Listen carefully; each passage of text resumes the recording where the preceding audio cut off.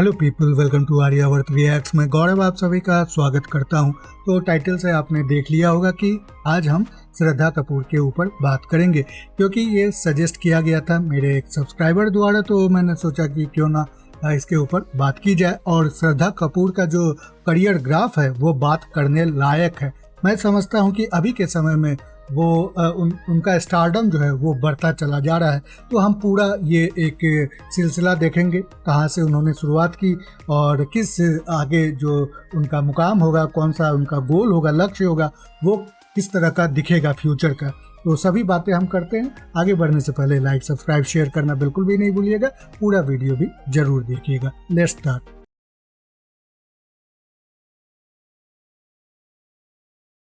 सबसे पहली बात है उनके पारिवारिक पृष्ठभूमि की, जो फैमिली बैकग्राउंड जिसको कहते हैं। तो श्रद्धा कपूर का जो परिवार है बहुत ही इलस्ट्रियस है, बहुत ही ज़बरदस्त फैमिली बैकग्राउंड से वो आती हैं। उनके पिताजी आपको पता ही होगा कि शक्ति कपूर है, लीजेंडरी बॉलीवुड एक्टर हैं और उनका करियर भी लंबा है और एक्टिंग रेंज भी काफ़ी बड़ा है। तो इसीलिए मैं उनको लीजेंडरी समझता हूँ। जो उनकी माता श्री है शिवांगी कोल्हापुरी, जो कि शिवांगी कपूर बन गई है, तो वो भी पहले के समय में एक्टिंग किया करती थी फिल्मों में, लेकिन फिर उन्होंने फिल्में छोड़ दी थी ताकि अपना घर परिवार देख सके। मतलब फिल्मों की दुनिया से आते हैं। तो श्रद्धा कपूर का बचपन से ही एक सपना जागा कि वो फिल्मों में काम करे, एक्टिंग करे। तो उसके लिए ट्रेनिंग भी उनको बचपन से ही मिली, उनको एस्पिरेशन, इंस्पिरेशन भी घर से ही मिला। सब कुछ मतलब कहानी है कि शक्ति कपूर उनको अक्सर शूट पे ले जाया करते थे। तो इस वजह से फिर एक सपना जो था श्रद्धा कपूर का वो वहाँ से शुरू हुआ। चलिए अब देखते हैं कि उनकी पहली फिल्म कैसी आई, क्या दिखा उसमें, और फिर वो आगे शुरुआत कैसे उन्होंने की।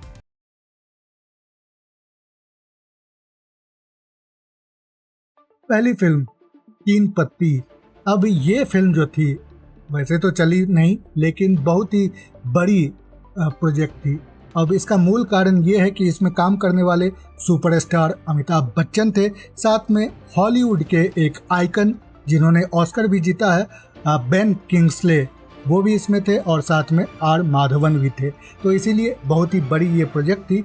अब श्रद्धा कपूर को इस तरह का प्रोजेक्ट मिलना मतलब स्टार्ट में ही, वो मैं समझता हूँ कि नेपोटिज्म का थोड़ा तो रोल यहाँ पे भी था ही।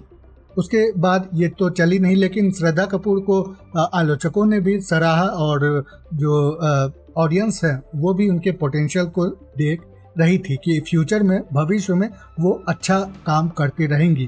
तो उनको अवार्ड्स भी मिले थे डेब्यूटेंट के लिए। और फिर एक और मूवी आई थी, वो थी यश राज फिल्म्स की, जिसका नाम था लव का द एंड, लेकिन ये फिल्म भी चली नहीं। श्रद्धा कपूर को फिर भी सबने सराहा था। तो एक कह सकते हैं कि फॉल्स स्टार्ट थी। नेपोटिज्म इतना ही कर सकता है, आगे चल के आपको अपना टैलेंट प्रूव करना पड़ेगा। तो चलिए देखते हैं।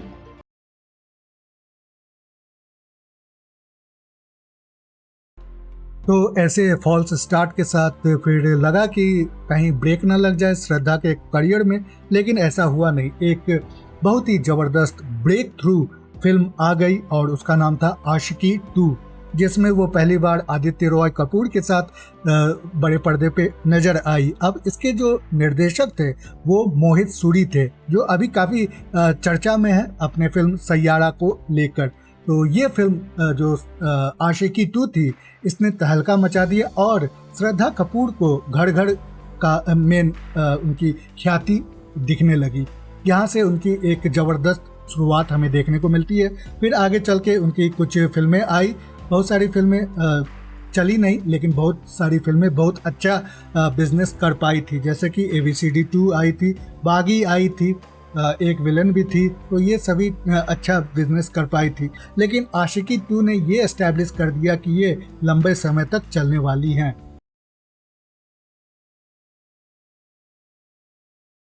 पहली बार उनको सक्सेस मिलती है तो वो बहुत कॉशियस होते हैं कि उनका नेक्स्ट प्रोजेक्ट कैसा हो, और जनरली चाहते हैं कि वो बड़े बजट के, बड़े स्टार के साथ वो प्रोजेक्ट करें। लेकिन श्रद्धा कपूर ने यहाँ पे ये समझा कि वो अपने आपसे अपने टैलेंट के दम पर अपने आप को प्रूव करना चाहेंगी। तो इस वजह से उन्होंने एक बहुत ही छोटे बजट की फिल्म की और उसका नाम था स्त्री। अब ये जो फिल्म थी, इसके फिल्म मेकर्स भी काफ़ी नए थे फिल्म इंडस्ट्री में। श्रद्धा कपूर के साथ पेयर में थे, उनका नाम राजकुमार राव था, जो उस समय खुद भी एक नया चेहरा थे। तो यहाँ फिर इसका ज़्यादा मार्केटिंग भी नहीं हुआ था, लेकिन स्त्री एक ज़बरदस्त सक्सेस लेके आई थी, बहुत ही सरप्राइजिंग सक्सेस लेके आई थी और लोगों को काफ़ी पसंद आई, बोथ आलोचकों को भी, क्रिटिक्स को भी और ऑडियंस को भी। तो ये ब्लॉकबस्टर साबित हुई थी। यहाँ पे श्रद्धा कपूर ने स्टैब्लिश कर दिया कि वो सुपरस्टार बनने लायक है और डिजर्व भी करती है और लोग अब उनके नाम को जानने लगे हैं, पहचानने लगे हैं। तो अगर वो किसी फिल्म से जुड़ेंगी तो वो लोग ज़रूर इंटरेस्टेड होंगे। अब इसके साथ फिर स्त्री 2 आती है। ये तो ज़बरदस्त बिजनेस करके गई है, लगभग 600-700 करोड़ जो world wide box office business रहा है स्त्री 2 का, उसमें माना जाता है कि श्रद्धा कपूर का भी एक बहुत ही इम्पोर्टेंट रोल रहा है, जहाँ पे लोग अब आते हैं फिल्म देखने क्योंकि उसमें श्रद्धा कपूर है और उनकी फ़ैन फॉलोइंग भी काफ़ी बढ़ गई है, लोग उनको एडमायर करते हैं। तो यहाँ आपको ये दिखता है कि एक नया लीजेंड बनने के राह में अग्रसर है।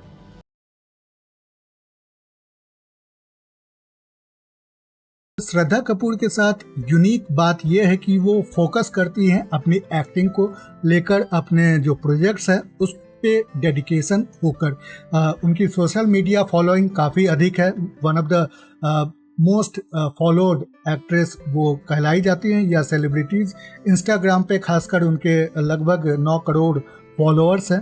तो वो इंटरैक्ट भी करती है उनके साथ बहुत बार जब वो फिल्म की शूटिंग्स पे होती है, और उनकी जो पर्सनालिटी है वो भी बहुत ही सिंपल साधारण पर्सनालिटी उन्होंने रखी है।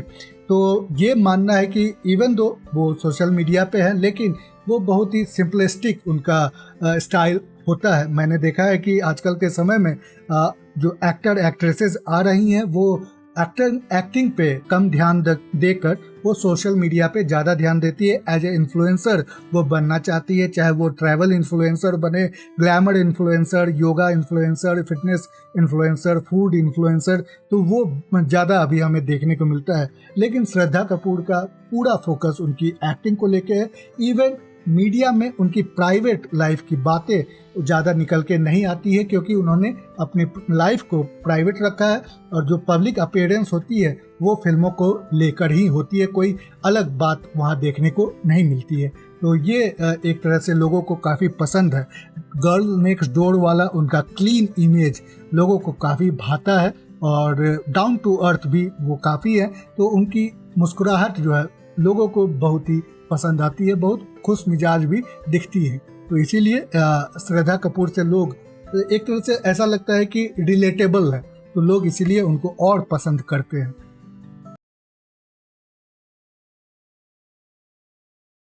अब इतने प्रशंसा के बाद थोड़ी बहुत कंट्रोवर्सी, विवाद की बात कर ही भी ले, तो ऐसा तो मैं नहीं कहूँगा कि श्रद्धा कपूर बहुत ही मतलब विवादों में घिरी रहती हैं, ऐसा कुछ भी नहीं है। लेकिन कुछ एक बातें हैं जो ज़रूर करनी चाहिए।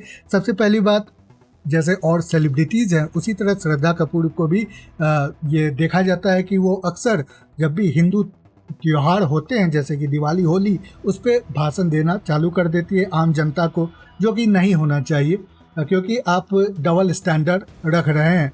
चाहे दिवाली में प्रदूषण को लेके हो, होली में रंगों को लेके हो, तो इस पे काफ़ी भाषण हमें देखने को मिलता है, लेकिन और किसी और रिलीजन के त्यौहार पे कभी उन्होंने कुछ नहीं बोला है। तो इस वजह से थोड़ा सा ये कंट्रोवर्शियल लगता है, थोड़ा डबल स्टैंडर्ड लगता है। उस पर से जब आप इन्वायरमेंट की बात करते हैं, जब आप प्रदूषण की बात करते हैं और उसी समय आप एक करोड़ों रुपए की बड़ी इंजन वाली, पावरफुल इंजन वाली लग्जरी कार खरीदते हैं, तो फिर लोगों को लगता है कि ये डबल स्टैंडर्ड आप रखती हैं। जो आप दूसरे को बताती हैं वो आप खुद भी फॉलो नहीं करती।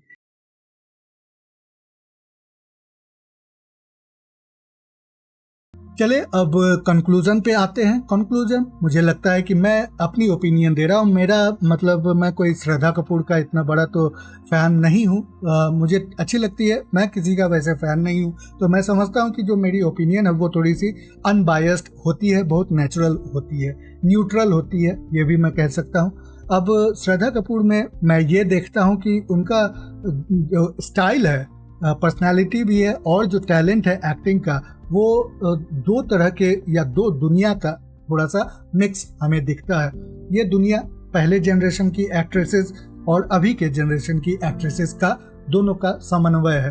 तो जैसे कि ऐश्वर्या राय, माधुरी दीक्षित, विद्या बालन, उसके बाद काजोल, ये इस तरह की, रानी मुखर्जी, प्रीति जिंटा, ये सारी जो हीरोइंस थी या एक्ट्रेसेस थी पहले, वो उनमें थोड़ा ग्रेस था, वो बहुत ही शालीन दिखती थी, ग्लैमर भी था उनमें, लेकिन शालीनता और उनकी एक्टिंग को लेके लोग ज़्यादा उनको एडमायर करते थे। अभी के समय में फोकस ज़्यादा हो गया है ग्लैमर को लेके, तो जो एक्टिंग है वो थोड़ी सी पीछे हट गई है।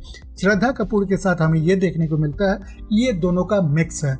इनकी एक्टिंग शालीनता है, उसमें सटल्टी है, वो ग्रेस भी दिखाती है, लेकिन उसके साथ हमें ये भी देखने को मिलता है कि उसमें ग्लैमर भी भरपूर भरा है। तो इसी वजह से आज हमें ये देखने को मिलता है कि ये सुपर स्टारडम पे जा रही हैं और अभी के समय में one of the highest paid actresses बन चुकी हैं बॉलीवुड में।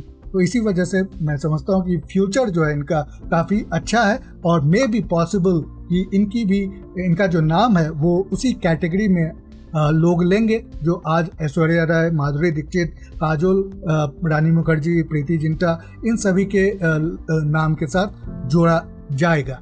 तो ये मैं समझता हूँ कि बहुत ही एक ज़बरदस्त करियर होगा श्रद्धा का। आपकी क्या राय है मेरे कमेंट सेक्शन में ज़रूर मुझे लेके बताएं। साथ में लाइक, सब्सक्राइब, शेयर करना बिल्कुल भी नहीं भूलिएगा। पूरा वीडियो देखने के लिए बहुत बहुत धन्यवाद। मिलते हैं अगली बार, तब तक के लिए बाय बाय।